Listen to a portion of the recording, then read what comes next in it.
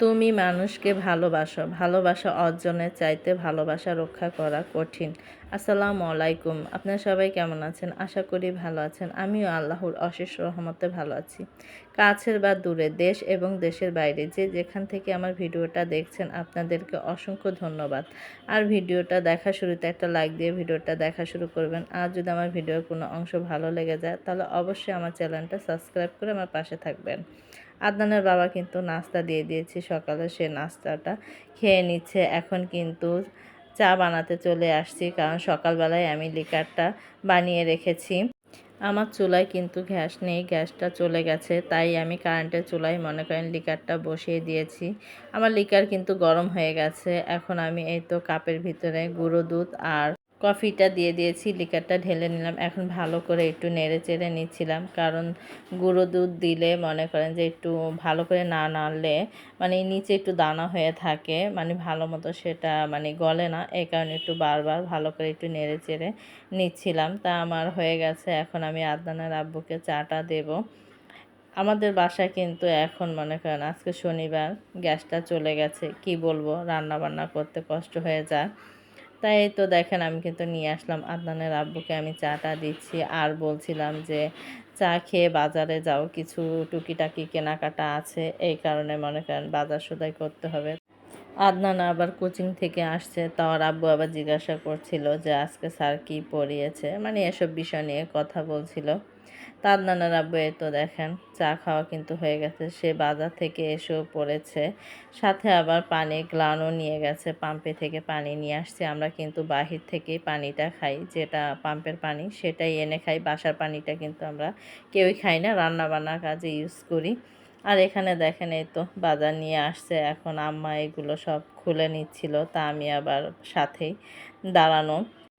এখানে কিন্তু 2 কেজি পেঁয়াজ নিয়ে আনা হয়েছে, আর সাথে আনা হয়েছে এই তো দেখেন 2 কেজি চিনি, আর মনে করেন যে 2 কেজি মুসুরি ডাল, আর 3টা হুইল লেমন পাউডার এনেছে।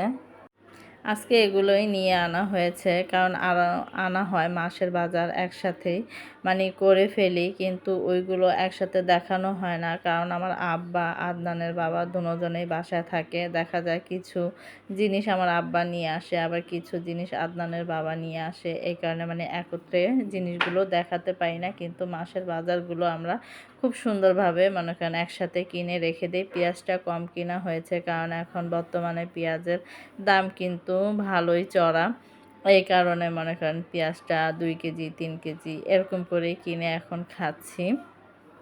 এখন কিন্তু দেখেন এই তো ট্যাঙের বয়মের ভেতরেই কিন্তু ডালটা ঢেলে নিয়েছে, আর চিনির বয়মটা একটু ধুয়ে দিয়েছি, এই কারণে মনে করেন ঢালতে পারিনি। এটা কিন্তু ট্যাঙের ডিব্বা, আমার আব্বা যখন বাহিরে ছিল তখন কিন্তু অনেক ট্যাং নিয়ে আসতো, আর আমাদের ঘরে অনেক ট্যাঙের ডিব্বাগুলো আছে, সেগুলো ফালাতে ইচ্ছা করে না, কারণ খুবই সুন্দর, দেখতেও সুন্দর লাগে, এই কারণে মনে করেন রেখে দিয়েছি। আর এখন মনে করেন যে আমরা বাংলাদেশেও এই ট্যাংটাই কিনে খাই, মানে বাহিরের ট্যাংটা বাংলাদেশে যখন রোজা আসে তখন কিন্তু আমরা এই ট্যাংটা কিনে খাই। তখনও দেখা যায় যে এই বয়মগুলা মানে হয়ে যায়, 2টা লাগে রোজার ভিতরে, কিন্তু থেকে যায়, বয়মগুলো ফালাতে ইচ্ছে করে না। 11:30 বাজে আমি একটু বারান্দায় আসলাম, এসেই দেখছি যে আদনান খেলা করছে আমার চাচাতো ভাইকে নিয়ে। তা আমি আবার বললাম যে আমার চাচাতো ভাইকে তোমার জামা কোথায়? ও আবার বলল আমার গরম লাগছে দেখে আমি খুলে রেখে দিয়েছি। আমি বললাম ও তাই বুঝি। পরে দিয়ে মনে করেন এই তো একটু গাছের সামনে আসলাম। আজকে কিন্তু মাশাআল্লাহ মানে শুক্রবার বৃহস্পতিবার কিন্তু ভালো বৃষ্টি হয়েছে, তা আজকে কিন্তু সেই বৃষ্টিটা আর নেই, মাশাআল্লাহ দিলে রোদ উঠেছে। আর খুব ভালো লাগছিল, কারণ 2-3 দিন একটানা বৃষ্টি হলে ভালো লাগে না, এখন কিন্তু রোদ উঠেছে, মাশাআল্লাহ খুব ভালো লাগছে। তাই একটু বারান্দায় আসলাম। এখানে আমি কিছু মানে তরকারির খোসা মনে করেন ভিজিয়ে রেখেছিলাম সার বানানোর জন্য, তা সেটাই এখন আমি গাছে দেব। এই তো দেখেন সারের পানিটা কিন্তু আমি ছোট একটা বোতলের ভিতরে ছেঁকে নিয়ে আসছি। এখন কিন্তু প্রত্যেকটা গাছে আমি মানে পানিটা দিয়ে দিচ্ছিলাম। অনেক দিন ধরেই দেই না, কারণ বৃষ্টি ছিল, গাছের মানে মাটিটা ভিজা ভিজা ছিল, এই কারণে কিন্তু আমি দিতে পারিনি। তা এখন আবার দিচ্ছিলাম। তা প্রত্যেকটা গাছের গোড়ায় গোড়ায় দিচ্ছিলাম। ওটা তো দিয়েছি হাসনাহেনা গাছে, এখন দিচ্ছি বেলি ফুল গাছে। আর বেলি ফুল যখন এনেছিলাম তখন কিছু ধরেছিল, এখন তো আর খবরে নেই, কি করব বুঝতে পারছি না। এটা সিজন মতো হয়, কিন্তু গাছের কিন্তু ডালপালাগুলো ছেটে দিয়েছি, সেগুলো আবার হচ্ছিল। এখানে আবার নয়নতারা গাছ লাগিয়েছি, আর ওখানে 2টা পুঁইশাক কিন্তু আমার অলরেডি মানে মরে গেছে, কেমন জানি হয়ে গেছে, ভাবছি যে আমি উঠিয়ে ফালিয়ে দেব। এখানে আমার রঙ্গন ফুল গাছের গোড়াও পানি দিচ্ছিলাম। প্রত্যেকটা গোড়ায় কিন্তু আমি এই সারের পানিটা দিয়ে দিয়েছি। এখন আবার মনে করেন দুপুরবেলা প্রায় 2টা বাজে, তা 1টা বাজেই মনে করেন গ্যাস এসে পড়েছে, তখন কিন্তু রান্না বসিয়ে দিয়েছি 2 চুলায়। তা তাড়াহুড়া করে বসিয়েছি, রান্নাগুলো শেয়ার করতে পারিনি। এই তো দেখেন এখানে আমি লাউ শাক ভাজি করেছি, আমার কিন্তু লাউ শাক ভাজিটা হয়ে গেছে, ধিমা চুলায় করে নিয়েছি, কারণ যতটুকু পরিমাণ আছে তা আলহামদুলিল্লাহ অনেকক্ষণ তুলি বসিয়ে রেখেছিলাম, তা সুন্দরভাবেই লাউ শাকটা হয়ে গেছে। তা বাগারও দিয়ে দিয়েছি, এখন একটু নেড়ে চেড়ে এই তো আমি নামিয়ে ফেলবো। আর এই পাশের চুলায় এই তো দেখেন তরকারিও কিন্তু আমার হয়ে গেছে, মাছ দিয়ে তরকারিটা রান্না করেছি ডাঁটা দিয়ে, তা খুব সুন্দর হয়েছে আলহামদুলিল্লাহ। আর মনে করেন যে গরম গরম তরকারি দিয়ে ভাত খাওয়ার মজাই কিন্তু আলাদা। এতদিন তো সকালবেলা রান্না করতাম তারপর খেতাম, আর সাথে ডালটাও মনে করেন সকালবেলায় রান্না করে ফেলেছি, কারণ দেখেছি যে গ্যাসের পরিমাণটা খুবই মানে কম, এই কারণে তাড়াহুড়া করে ডালটা রান্না করেছি। আলহামদুলিল্লাহ আমাদের রান্নাগুলো সব কমপ্লিট হয়ে গেছে, এখন কিন্তু 3টা বেজে গেছে।